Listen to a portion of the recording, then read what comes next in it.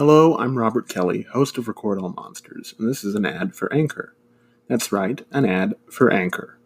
If you haven't heard about Anchor, it's the easiest way to make a podcast. I was super intimidated to start this podcast until I heard about Anchor, and there are a number of things that made me feel more at ease to begin. First of all, it's free. They have creation tools that allow you to record and edit your podcast right from your phone or computer. They distribute your podcast for you so it can be heard on multiple platforms, including whatever one you're listening to. And you can make money from your podcast easily with no minimum listenership. All you do is enter your information, Anchor takes care of the rest.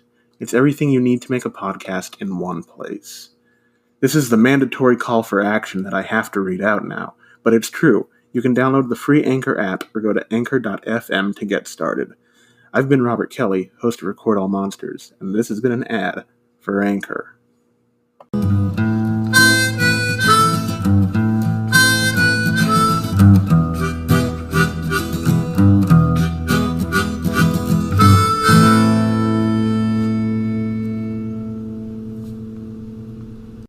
Hello, I'm Robert Kelly, and welcome to a Record All Monsters Monster Mailbag. We've got a few emails to go over, really just a couple, but we wanted to put something out this week for you. Keep the hook baited, as it were. Keep you coming back for our full episodes by giving you a little something in between. If you want to be featured in this segment of the show, you can get with us on Twitter at Monsters Record, message us there, or tag us in something you want us to see. You can find us on Facebook, message us there, or again, just right on our page, just search Record All Monsters Podcast there. We're on Instagram too, at recordallmonsters.pod. And we have a Gmail account, which is where these emails are coming from. And that's recordallmonsterspod@gmail.com. I'm here with Courtney, who is going to be reading these emails for me, and I'll be answering them kind of off the cuff. So, Courtney, hi. Hi. What do we got? We have two emails. The first one is from Curious Shirley. It says, Dear Ramp, in the event that Gamera decided to start dating, do you think G would prefer dating monsters or buxom human supermodels/actresses? I think given the choice between Brigitte Bardot, Dolly Parton, and Uma Thurman, we would see some good competition. But if you throw in Queen Kong, Mamazilla, and Miley into the mix, the question is not only muddied, but crisscrossed with lasers and nuclear breath. Miley's mostly. Anyhow, a huge spiky shell is definitely the new dad bod. Yours oversizedly, Curious Shirley. Thanks for writing in, Shirley. It's an interesting question. For my own taste, I'd definitely go with the buxom models and actresses. But I'm married and not available. As for Gamera, he's a turtle, giant turtle, and not really sure. Queen Kong is also spoken for. Oh yeah. Do you have any opinion, Courtney? I think that a Godzilla would prefer dating a monster, mayhaps one like Mothra. Well, this is Gamera. Oh, yes. Who, that's fine. That's fine. Gamera's girlfriend, yes, you're right. Who among the monsters, I don't know. Gamera and Mothra kind of have the same niche as guardians and protectors. So they'd have that in common. Maybe like one of the monsters from Ultraman or something. You think an Ultra Monster Yeah. would be a good match for Gamera? Mm-hmm. Yeah, maybe. Or Ebirah. Ebirah? Yeah, Okay. Gamera and Ebira. Yeah. So that's Courtney's pick, Gamera and Ebira. Yeah, as for me, I think I'm gonna say Gamera's happy being single. He's not looking for anything right now. Um, but he's flattered with all the interest. Alright, Courtney, what do we have next? Okay. The next is from Scared Blonde Sean in Seattle. It starts off, "You are a terrible podcast." Wonderful. Dear Ramp, ever since the beginning of your podcast, I have been living in constant fear of being squashed by a very large reptilian. I think it is evil and socially irresponsible of you to be dangling your podcast out there where children can just hear it with their ears and be eternally scarred forever and ever.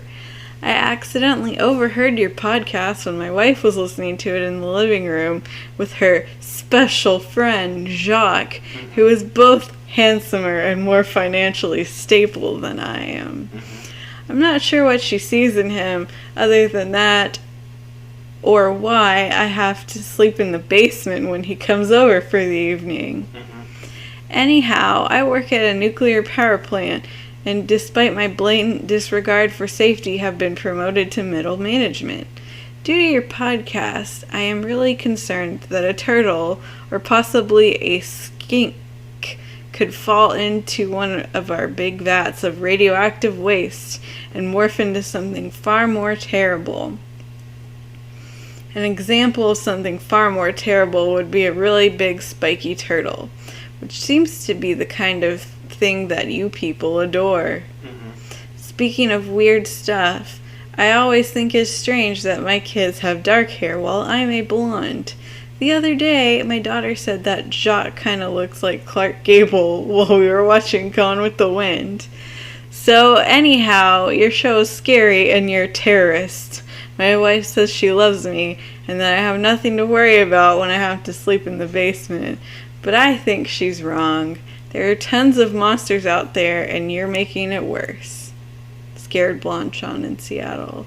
Sean, are you also Homer Simpson? Yeah, Sean, I've noticed a few similarities there. Jacques? Jacques, nuclear power plant. I don't think most nuclear power plants have vats of radioactive waste material just sitting around. But as per your concerns, I'm not going to stop this show if you think I'm a terrorist. Let's have coffee. Let's talk this over once the pandemic's over. Let's meet in person and we'll discuss. Maybe there are some other issues that you should be focusing on. Yeah, we can't afford to go to Seattle. You can come here and you'll probably hate the Texas coffee. I don't think so. But when the pandemic's over, he's not going to stay with us. No, but our coffee doesn't suck. I mean, I don't like coffee. And he's from Seattle. There's another radio show you should probably be listening to in Seattle, very prominent psychologist named Dr. Fraser Crane. He does a great job kind of psychoanalyzing stuff, and I think you might want to bring up this situation with Jacques to him if you call into his show. I don't have the number. And I can't remember the station call sign. I think where you are, it's KBBL with Sid and Marty. Yes. I think they specialize in relationship issues. Yeah. Call in. Maybe you can get some stuff cleared up. And if that doesn't work, maybe seek out actual counseling for any number of issues you've presented to us. So those are the only emails we have right now. Hopefully, in the next couple weeks, we can build up a few more. Remember? Yes. Please send us correspondence. recordallmonsterspod@gmail.com, @monstersrecord on Twitter, @recordallmonsters.pod on Instagram, and search Record All Monsters on Facebook. They can be serious or silly. They can be serious or silly. These, in fact, are silly ones. These are from silly our ones. Friends. From some of our friends, just helping us out this time. So special thanks to Phil and to San Marcos Motorcycles for their contributions to today's mailbag, and hopefully in a couple of weeks we'll have a real mailbag for you. Not that that's not real. Right. But we'll have a serious mailbag. Yes. In the meantime, you can find us at those social media. Email us, recordallmonsterspod@gmail.com. You can also, it's the holiday season, you want to give your friends and family beautiful gifts.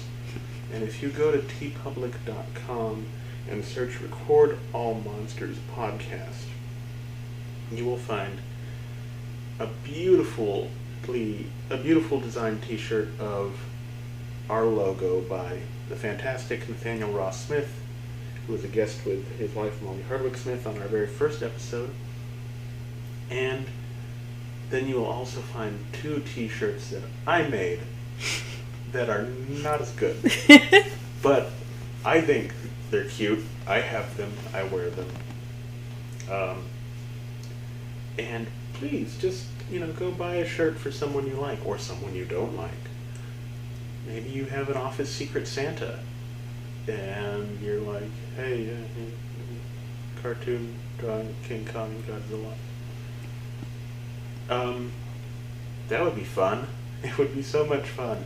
There's also like masks and buttons and stickers, and you can buy all sorts of things there, and that helps the show out too if you do. Just the traffic to the site and the actual buying of things. That helps more. But yeah. So keep that in mind for Christmas or Hanukkah. Or Kwanzaa. Or Diwali. That already happened. That happened already? Yes. Damn. I don't have my calendar in front of me.